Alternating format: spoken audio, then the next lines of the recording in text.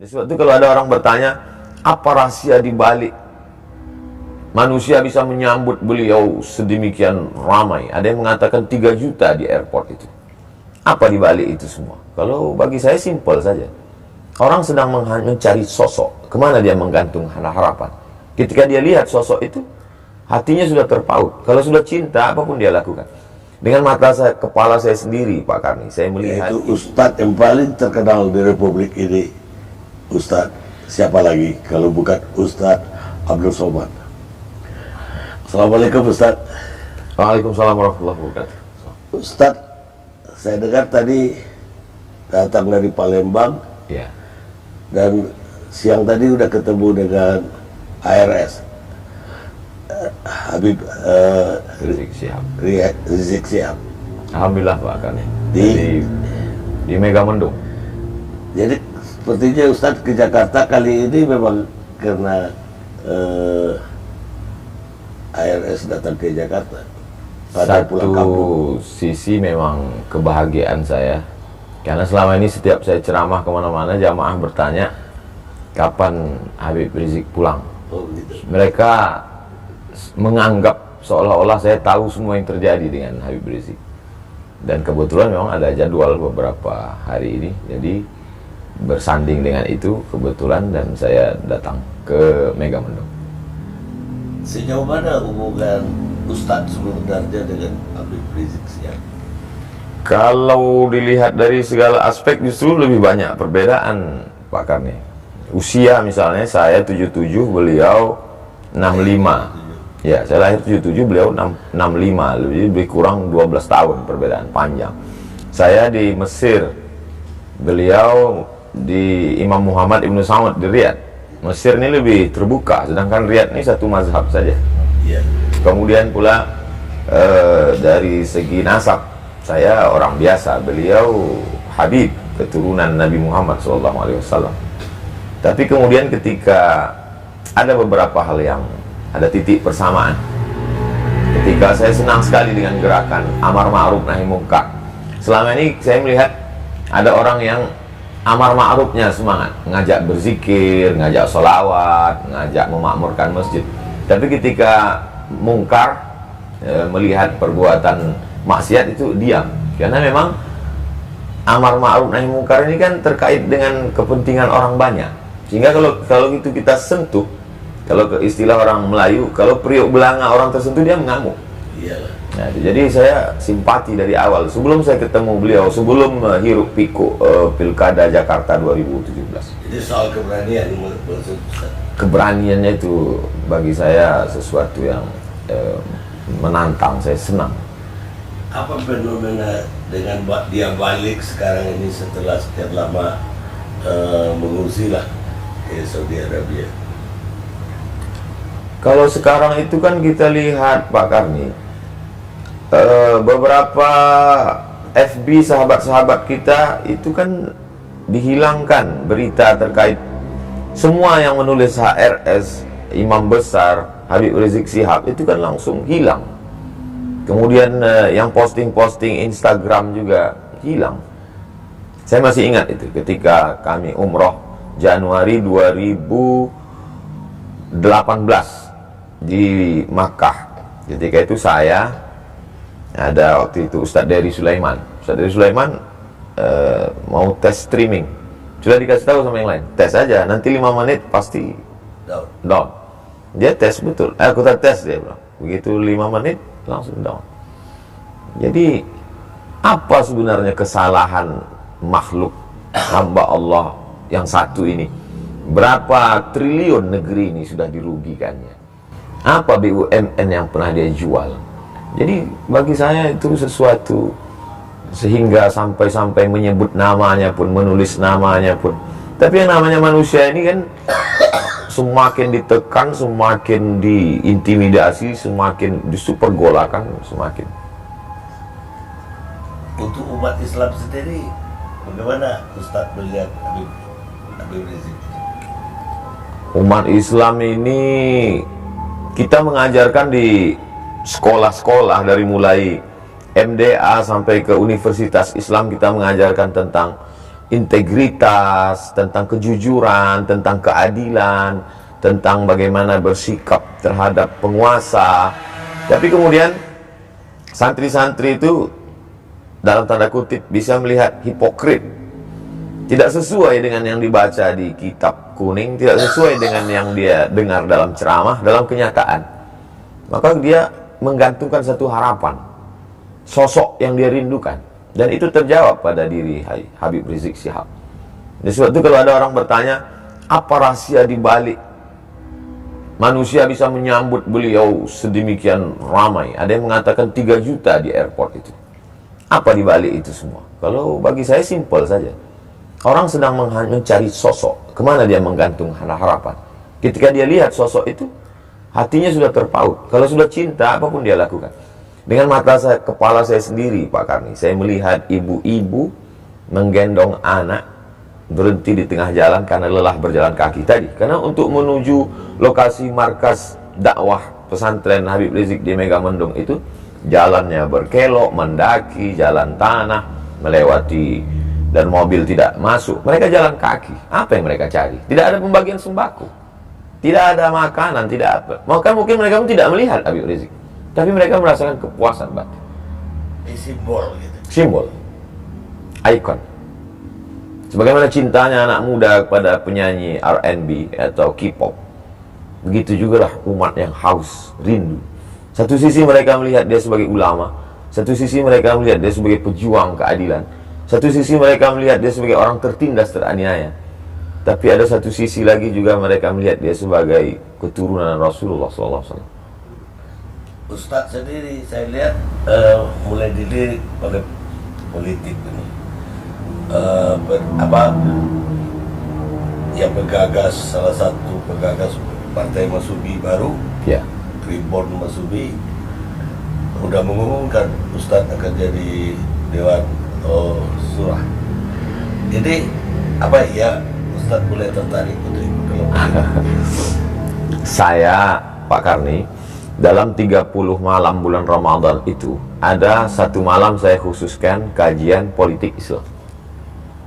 Kemudian kalau saya memberi kuliah umum di mahasiswa, selalu saya pesankan, kalian mesti ambil peran di politik.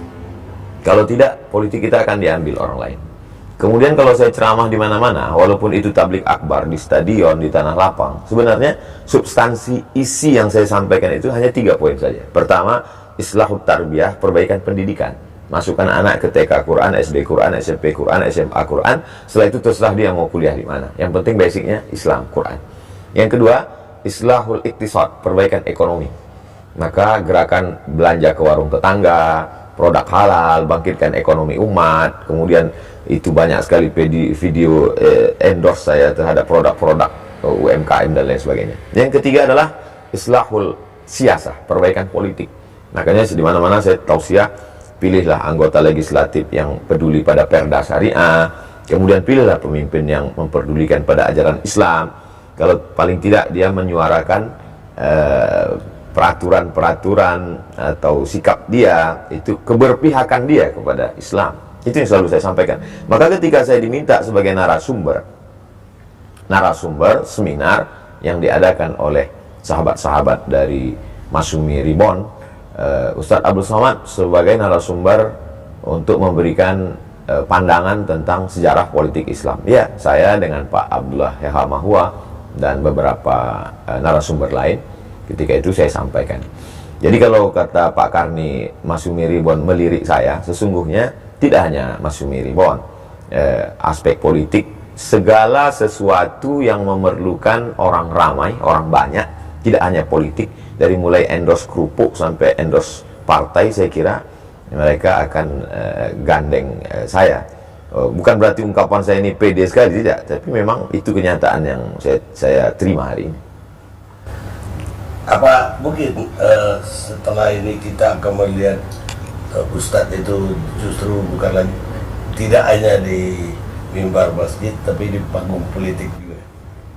Sesungguhnya Pak Karni, ketika kita menjadi ustadz, kita sedang menempatkan diri sebagai juru kampanye dalam tanda kutip. Karena ketika kita berislam, Itu Islam mencakup segala aspek. Ada aspek ibadahnya, artinya ketika saya tampil di mimbar, saya sedang mengatakan, marilah kita sholat, marilah kita puasa, marilah kita berzakat. Berarti saya juru kampanye ibadah. Kemudian di dalam Islam itu ada namanya fikih muamalah ekonomi. Maka ketika saya tampil sebagai ustadz, sesungguhnya saya juga sebagai jurkam ekonomi Islam. Karena waktu itu saya mengatakan riba itu haram, marilah kita bermuamalah secara islami, marilah kita pinjam meminjam dengan cara Islam. Dan ada satu lagi yang dilupakan orang, bahwa dalam fikih itu ada namanya fikih siasah. Siasat kata orang kita, atau disebut juga dengan as-siyasah asy-syar'iyyah, atau disebut juga dengan istilah al-khilafah, atau disebut juga dengan istilah min fiqhid daulah. Terserah mau pakai istilah manapun, tapi sebenarnya Islam mengatur aspek politik. Seorang ulama besar dari kalangan mazhab Syafi'i bernama Imam Al-Mawardi, meninggal tahun 450 Hijrah, menulis suatu kitab khusus berjudul Al-Ahkam As-Sultaniyah, hukum hakam kesultanan, politik Islam. Jadi ketika saya sebagai seorang ustadz, saat itu sebenarnya secara tersirat saya sedang mengatakan, hai umat, marilah menuju politik Islam. Karena Islam itu kafah secara aspek, dari mulai ibadahnya, muamalah ekonominya, sampai kepada politiknya. Hanya saja ada sahabat-sahabat saya yang sesama LC, sesama ustadz, yang langsung cenderung langsung masuk ke dalam partai, menjadi anggota legislatif, ada di DPD, ada di anggota Dewan Kabupaten Kota Provinsi, DPR RI, ada bahkan yang langsung jadi kepala daerah. Tapi saya tidak, saya hanya menjelaskan kepada umat, ini loh politik Islam. Tapi sebagai pelaku politik praktis langsung, saya kira tidak, karena saya memang secara historis, sejarah pribadi saya, kakek dulu mengatakan cucuku yang ini sekolah agama. Jadi saya memang sudah disetting dari awal belajar agama. Maka saya tidak SD, saya madrasah ibtidaiyah, sanawiyah, aliyah, kuliah di Al-Azhar, S2 hadis di Maroko, S3 juga hadis. Lalu kemudian saya menjelaskan ajaran Islam. Jadi insya Allah saya tetap pada pendidikan dan dakwah, Pak Kami. Kalau ya seperti waktu ditawarin jadi wakil presiden pemilu yang lalu, kan Ustadz mengatakan Ustadz mau jadi berdakwah aja, mau jadi Ustadz aja, tidak mau jadi wakil presiden atau praktisi politik lah. Apa itu tetap? Insya Allah Pak Kami. Jadi saya mensupport kawan-kawan, sahabat-sahabat saya, bagi-bagi tugas. Ada yang jadi penjaga gawang, yang mengajarkan kitab kuning di pondok-pondok itu, mereka tidak pernah tampil ke depan. Menurut saya ini adalah penjaga gawang. Lalu kemudian ada yang menjadi back, ini yang menjadi anggota legislatif, ini mereka adalah backnya. Mereka membackup ini ajaran Islam di parlemen. Lalu kemudian ada yang menjadi striker, penyerang di depan, yang langsung tampil di depan mempengaruhi umat. Jadi saya tidak ingin kita saling salah menyalahkan. Saya tidak mengatakan, Pak Kiai, Tuan Guru, Ustadz, kalian kok cuman di tiang gawang aja, maju ke depan. Dan mereka juga tidak menyalahkan saya. Ya Abdul Somad, kenapa kamu terbang ke sana kemari, jaga ini tiang gawang? Enggak, kita bagi-bagi tugas. Jadi gak akan duduk di partai Basubi itu, kesimpulannya? Saya akan mensupport sahabat-sahabat. Dari atas, dari bawah. Dari bawah saya akan menyadarkan umat tentang pentingnya politik Islam. Karena sekarang banyak umat ini sudah putus asa dia dengan politik Islam ini, Pak Kani. Saking banyaknya politik Islam, ditambah lagi dengan pelaku-pelaku politik Islam itu sendiri. Lalu kemudian al-Islam mahjubun bil muslimin. Ajaran Islam itu terhijab, terdinding, tertutup oleh perilaku umat itu sendiri. Saya ingin menjelaskan, ini loh Islam, ini perbuatan umat Islam. Jangan karena kamu sholat di masjid sendalmu hilang lalu kau salahkan satu masjid. Bedakan perilaku umat Islam dengan politik Islam. Politik Islam itu bersih. Karena kalau politik ini kita tinggalkan, maka habislah suara kita. Kita akan menjadi mayoritas, tapi dalam perundang-undangan kita akan menjadi minoritas. Karena keputusan kita diambil oleh orang lain. Dia akan diambil oleh komunis, akan diambil oleh sekuler, akan diambil oleh liberal. Maka umat Islam mesti berperan di sana. Nah, di bawah ini disadarkan supaya mereka memilih, yang sampai mereka tidak memberikan perannya, karena kita tinggal di negara demokrasi. Kemudian di atas, saya selalu sampaikan, bahwa adik-adik, ketika saya melepas calon mahasiswa yang akan berangkat ke Al-Azhar, Kairo, Mesir, ke Timur Tengah, saya jelaskan itu, kalian nanti pulang, kalian punya bakat masing-masing. Ada yang akan menjadi businessman, entrepreneur, ada yang akan membangun pondok pesantren, tapi ada di antara kalian yang akan menjadi politisi, politik praktis, langsung dia menjadi anggota DPD, DPR RI, kepala daerah, dan lain sebagainya. Ya, tapi kalau lihat perhatian Ustadz terhadap embrio lah, baru kan Mas Subi belum jadi partai yang resmi. Ya. Kayaknya lebih agak istimewa soal Mas Subi ini, karena partai-partai Islam lain selama ini nggak kelihatan ada pendekatan atau keakraban Ustadz. Ya.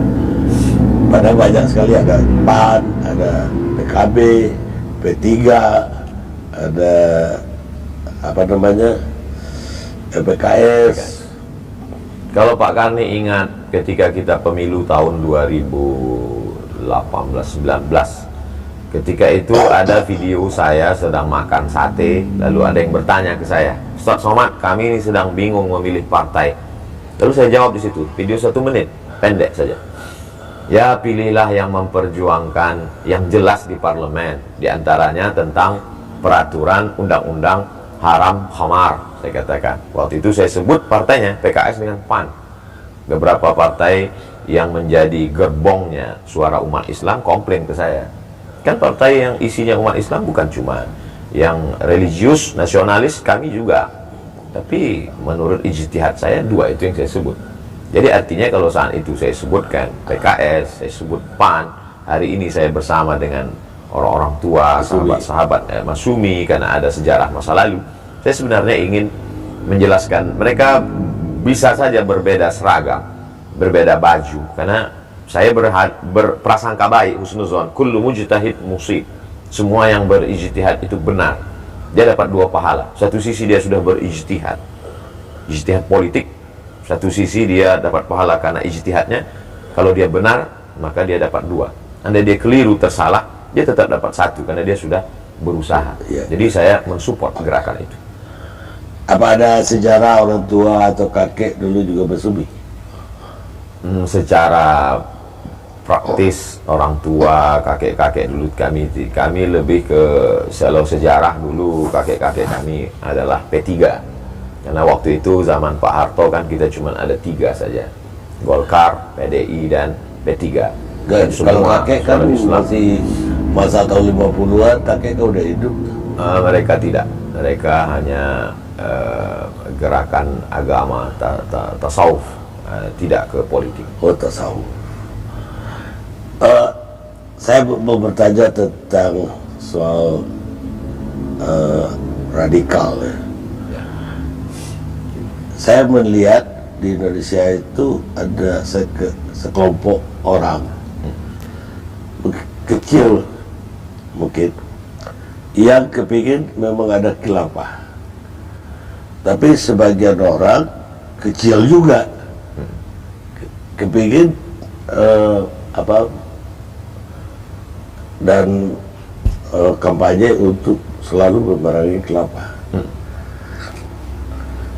Ya, korbannya kelompok besar, umat Islam yang besar. Ya.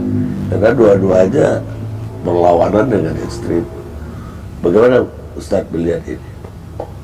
Analisa Pak Karni tajam sekali. Ada satu kelompok kecil yang menginginkan, ada satu kelompok kecil yang tidak menginginkan. Yang menjadi korban adalah kelompok besar. Sebenarnya untuk memerangi ini hanya 2 saja. Yang pertama, umat dibuat paham, mengerti keadaan. Yang kedua, orang yang punya kepentingan jangan biarkan bermain. Karena ada orang yang mengambil kepentingan dan permainan di situ. Kalau dipahamkan umat ini, sama seperti kita mengerti, Pak Karni tidak punya kecurigaan sedikit pun bahwa saya akan mengganti Pancasila, bahwa saya anti NKRI, bahwa saya anti kebinekaan. Pak Karni paham tentang bagaimana pendirian saya, bagaimana sikap saya, sehingga kita tidak ada kecurigaan. Kenapa? Yang pertama, kita saling mengerti. Yang kedua, bahwa kita tidak ada kepentingan. Tapi ketika ada kepentingan, maka mengerti pun kita tidak ada gunanya. Bahwa lalu kemudian kita diajarkan dari dulu Maka ketika ada kelompok yang meminta saya, memaksa saya untuk menyanyikan lagu kebangsaan Indonesia, saya menolak. Bukan karena saya tidak bisa menyanyikan, itu bukan saya karena anti NKRI. Saya dari kecil SD, sayalah yang mengerek bendera itu, dan sayalah yang menyanyikan lagu itu.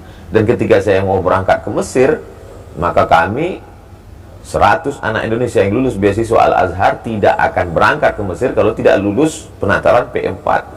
Tes ke Mesir itu 3, tes bahasa Arab, tes hafalan Al-Quran, dan tes Pancasila dan Undang-Undang Dasar 45. Lalu kemudian setelah pulang, kamilah yang membawa bendera itu ke dalam hutan belantara 7 jam naik sampan untuk mengganti bendera yang lapuk dan mengajarkan anak-anak di kelas itu tentang Indonesia Raya. Jadi kalau kita saling mengerti, maka insya Allah bualan-bualan isu-isu hoax itu tidak akan termakan oleh siapapun, sebagaimana kita bisa duduk bersama terlepas dari perbedaan pandangan politik. Ya, saya tahu bahwa banyak yang menuding Ustadz itu radikal, bahkan khilafah. Ya. Dan bahkan ketika kami wawancara Ustadz pun ada yang menuding, oh, Anda udah jadi khilafah. Jangan-jangan Pak Karni sudah dituduh terinspirasi ikut khilafah. Iya, karena pernah wawancara dengan Ustadz. Labeling ini sangat mengerikan Pak Karni. Jadi kalau kita lihat sekarang, kalau ada orang tidak suka sesuatu, langsung dia berikan label anti NKRI, radikal, khilafah. 3 ini seperti.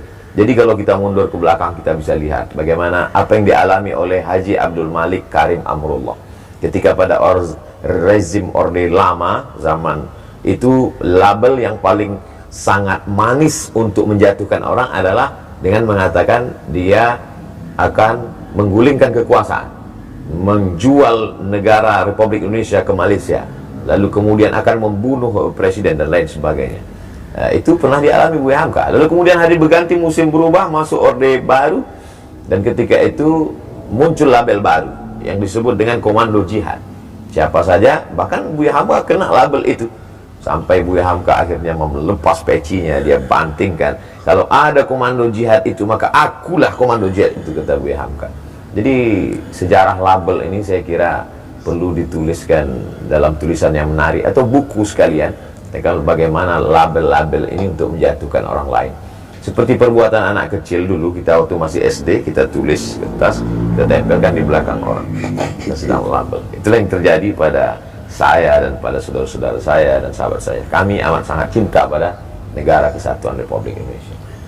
Ya, karena itu saya ingin bertanya, bagaimana tanggapan Ustadz ketika Ustadz itu mengalami banyak sekali, ada persekusi, ya, ada ya kayak tadi dihadang, bahkan ada khotbahnya jadi dibatalkan, ya, segala macam lah, bahkan tidak diterima di satu daerah. Ini apa tanggapan Ustaz terhadap isu? Saya mengalami sendiri Pak Karni beberapa tempat itu, bahwa ada sekelompok anak muda, tapi kemudian itu sebenarnya bukan suara masyarakat. Ambil contoh kasus Bali, itu bukan suara masyarakat Bali. Buktinya tabligh akbar itu terjadi, terwujud, dan saya ceramah di dalam masjid, dan di situ ada Raja Bali hadir waktu itu. Sekarang kalau masih mau dicari di Google bisa, Abdul Somad Raja Bali, enter. Beliau duduk minum kopi bersama dengan saya, dan beliau yang duduk di situ. Padahal beliau Hindu. Beliau menjamin selama saya ada di sini, Ustaz Abdul Somad aman ceramah. Artinya dua tadi, pemahaman yang mesti dibenarkan, yang kedua mesti diluruskan, dibetulkan. Yang kedua, jangan ada kepentingan. Karena sekelompok orang ini bermain di bawah atas nama kepentingan. Kalau kita lepas dari ini, maka fitnah-fitnah ini akan hilang, dan kita bisa jaga keberaneka-ragaman kebangsaan kita ke depan. Kita mesti bangun bangsa ini, karena kita begitu amat sangat banyak suku, multi etnis, multi bahasa, multi agama. Kalau ini dipelihara, konflik ini, kita na'udzubillah, ini fitnah besar. Jangan sampai ini terjadi pada umat dan bangsa ini. Iya, tapi sebaliknya juga dari kelompok Islam juga ada kecurigaan terhadap bangkitnya kembali komunis misalnya. Ya. Ustadz bagaimana melihat, memang ada jala apa komunis ini akan bangkit? Saya kira mesti ada kejujuran, Pak Karni. Jadi kejujuran bagaimana, kenapa orang yang mengibarkan bendera la ilaha illallah dilarang, ditangkap, dikriminalisasi. Lalu kenapa orang yang menulis buku Aku Bangga Sebagai Anak PKI dibiarkan? Jadi kalau ada kecurigaan umat, ini kan lalang kering. Lalang kering ini mesti disiram supaya apinya tidak menjalar kemana-mana. Jadi jangan sampai kita belah bambu, yang satu diinjak, yang satu dinaikkan. Kita harus bersikap adil. Maka dalam Islam diajarkan i'dilu, bersikap adillah kamu. Wa aqrabu littaqwa, adil itu lebih dekat kepada takwa. Jadi pemimpin yang ditaati itu pun dalam Islam sifatnya dua. Betul, ati Allah wa ati Rasul wa ulil amri ta'ala kepada pemimpin. Tapi syarat pemimpin itu dua. Pertama, idza hakamtum bainan nas an tahkumu bil adli. Kalau menetapkan hukum dia adil. Lalu kemudian innallaha ya'murukum an tu'addul amanati ila ahliha, meletakkan amanah pada tempatnya dan dia bersikap adil. Jadi kalau umat ini mulai ada komplain, dia lihat ketidakadilan, maka bersikap adil, maka insya Allah isu-isu itu akan hilang dengan sendirinya, termasuklah isu komunis. Baik, Ustadz, ada satu hal yang lagi yang mungkin ini apa ya, apresiasi saya. Ustadz itu bagi saya menarik sekali ketika saya banyak melihat Ustadz tidak hanya berkhotbah di kota-kota besar, tidak hanya di masjid-masjid yang terkenal, tapi sampai ke kampung-kampung, bahkan saya lihat naik perahu segala Ya. ke suku-suku terasing, ke dusun-dusun di berbagai penjuru. Kemudian juga di TV, Ustadz betul-betul selektif sekali untuk tausiah di TV. Dan saya terima kasih sekali Ustadz, satu-satunya pilihan Ustadz aja TV One. Ini tujuan Ustadz bagaimana ini? Apa yang mendorong Ustadz begitu? Saya dulu cita-cita saya simpel saja, Pak Karni. Saya pulang, saya ingin beli tanah yang di kampung itu tidak ada ustadznya. Lalu kemudian saya akan buat kolam ikan, tanam cabai, tanam bawang, tanam kangkung. Saya menjadi guru mengaji. Syukur-syukur rezeki berlebih, saya bisa buka pondok pesantren. Simpel saja dulu. Tapi kemudian almarhumah ibu saya mengatakan, kau kan S2, baguslah kau tinggal di ibu kota provinsi. Saya bilang, kita tak punya channel, kita tak punya kenalan, gimana mau mengajar di kampus? Allah kasih jalan, kata dia.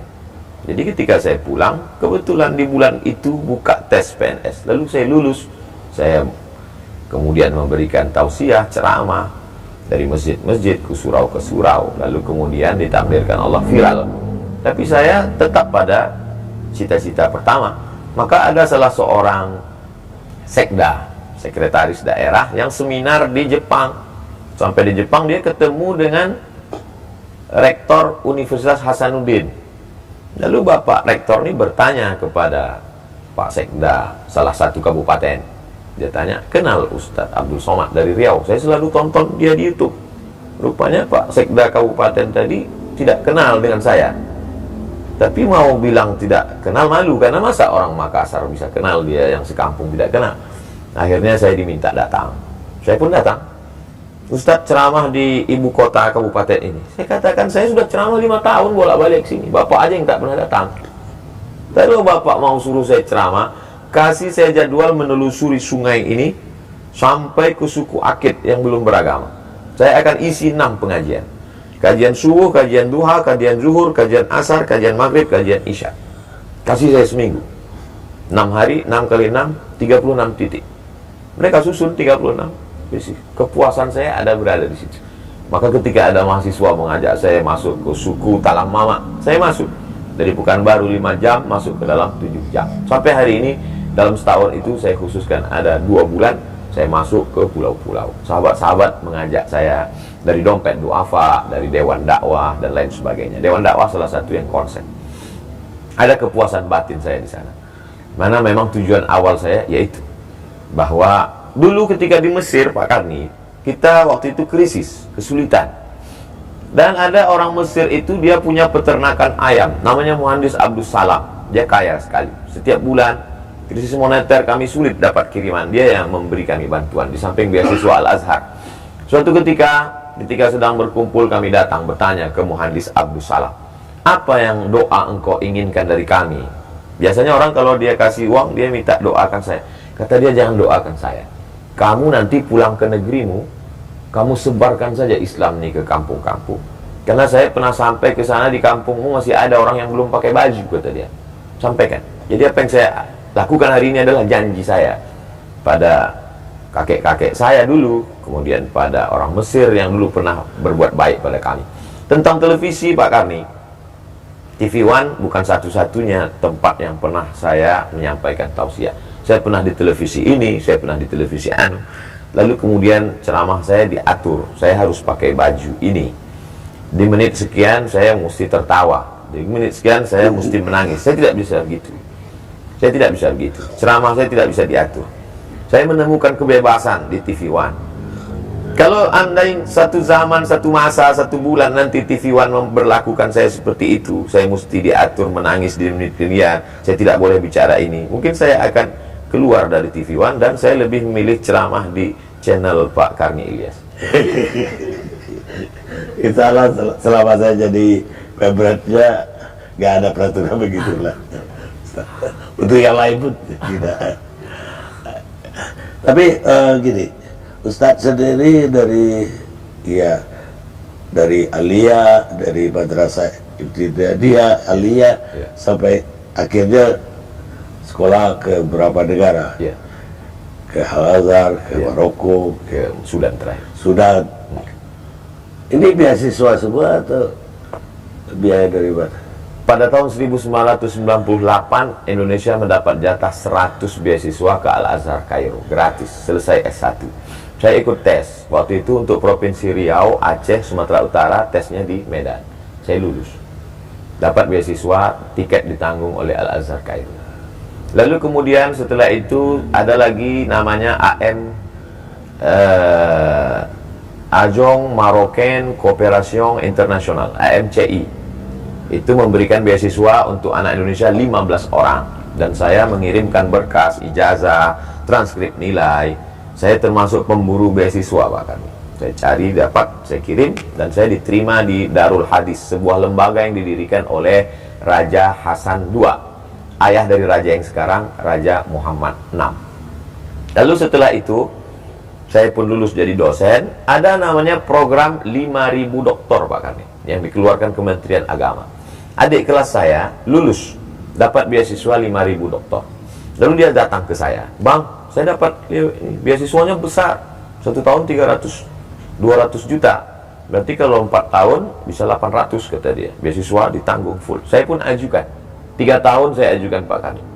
3 kali 3 tahun nggak dapat. Tak tahu apa kesalahan. Padahal saya sudah terdaftar. Sampai pernah datang Pak Dirjen dengan Pak Rektor. Pak Rektor nanya ke Pak Dirjen, ini Abdul Somad ini sudah 3 kali ngajukan, kenapa nggak dapat beasiswa? Nggak tahu kenapa. Sampai akhirnya suatu hari saya pergi dalam perjalanan dakwah di airport Cengkareng, saya ketemu dengan seseorang di toilet. Dia mau keluar, dia lihat saya, Ustaz Abdul Somad ya? Iya, kata saya. Dia keluarkan kartu namanya, saya dari Surabaya. Ustadz mesti doktor.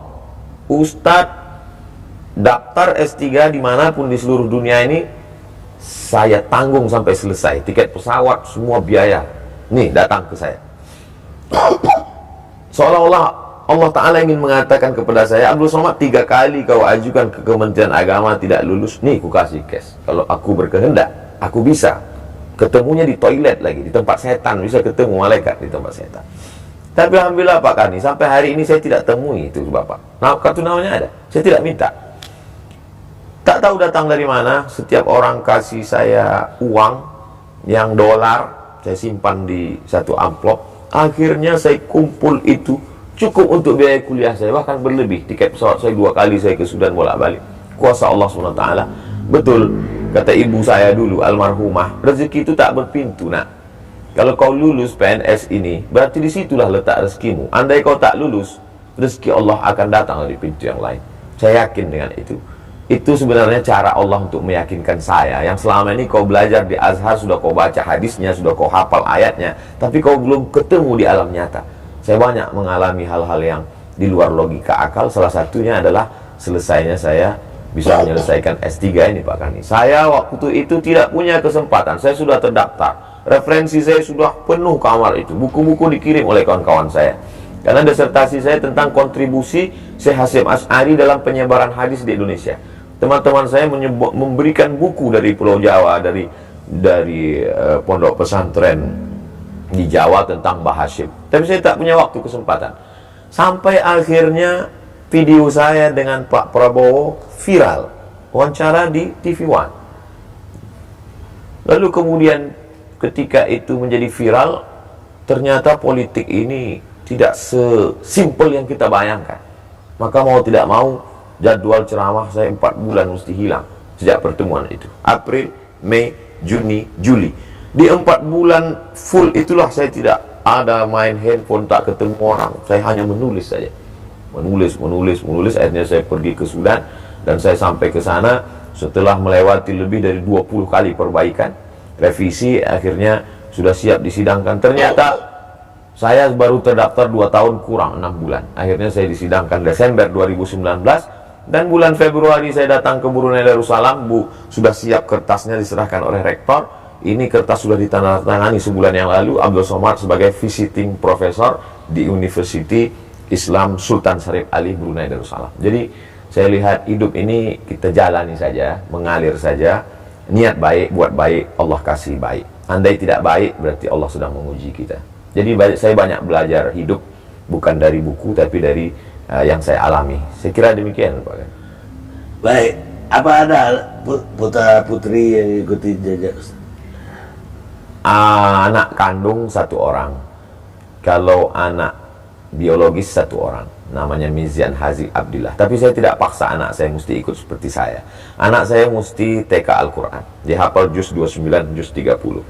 Umurnya 5 November ini genap 7 tahun. Saya mesti masukkan dia ke SD Al-Quran, SMP Al-Quran, SMA Al-Quran. Setelah itu nanti terserah dia mau jadi apa. Kalau dia mau ikut jejak saya ke Mesir, saya akan kirim dia ke Al-Azhar Kairo. Kalau dia tidak mau ke Kairo, terserah dia. Saya lihat sekarang dia banyak main kereta api. Mungkin dia mau jadi masinis, terserah. Yang penting dia jadi apapun, dia bisa menolong agama Allah. Berapa orang putra? Anak saya 1 orang. Oh, 1 saja. Dan Ustadz sebetulnya kalau lihat dari CV-nya kan lahir di Asahan ya. Asahan, Sumatera Utara. Tapi besarnya di Pekanbaru. Saya sampai 1900 saya kuliah sekolah di SD di Kisaran, ibu kota Kabupaten Asahan. Lalu setelah itu melanjutkan ke Madrasah Sanawiyah Muallimin Al-Jamiatul Wasliyah Jalan Sisingamangaraja Medan sampai 1995. Setelah itu saya berhenti sekolah karena menurut saya sekolah itu tak ada gunanya. Presiden sudah ada, menteri sudah ada. Saya bilang ke orang tua saya, aku tak perlu sekolah lagi, belikan saja aku 1 mobil truk mau jual ikan asin. Karena saya lihat jual ikan asin lebih kaya dan lebih banyak uangnya. Tapi orang tua, ibu khususnya, memotivasi saya untuk terus sekolah. Akhirnya saya sekolah, ijazah terakhir saya di Nurul Falah Air Molek Indragiri Hulu. Itulah satu-satunya sekolah yang mau menerima saya. Sekolah itu amat sangat besar jasanya. Selalu saya sampaikan motivasi, jangan pernah menjudge orang. Walaupun anak itu bandel, nakal, boleh jadi dia punya harapan, terimalah dia. Seperti sekolah ini dulu mau menerima saya. Lalu kemudian setelah itu 98 saya ke Mesir, tahun 2004 saya ke Maroko, 2017 saya ke Sudan, 2019 berakhir dan saya keluar dari PNS 2020 sampai hari ini dan dipertemukan dengan Pak Karni. Baik Ustadz, terima kasih banyak sudah mau meluangkan waktu untuk Karni Ilyas Club. Pemirsa, demikianlah bincang-bincang kita atau ngobrol kami berdua yang direkod oleh Karni Ilyas Club. saksikan kali. Sebelum Pak Karni tutup, ada sesuatu yang ingin saya berikan. Silakan. Mudah-mudahan setiap melihat ini Pak Karni jadi ingat saya dan mendoakan saya. Siap. Saya lahir 77, Pak Karni tahun 77 menikah dan punya anak 79. Jadi saya mungkin sebaya dengan anak Pak Karni. Saya mau pasangkan tulisan UAS Ustadz Abdul Somad. Makasih Ustaz. Barakallah.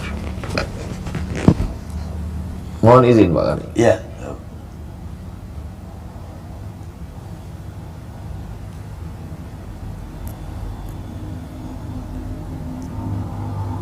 Barakallah.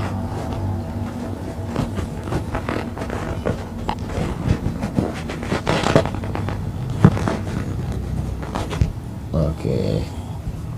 Makasih. Jazakallah. Barakallah.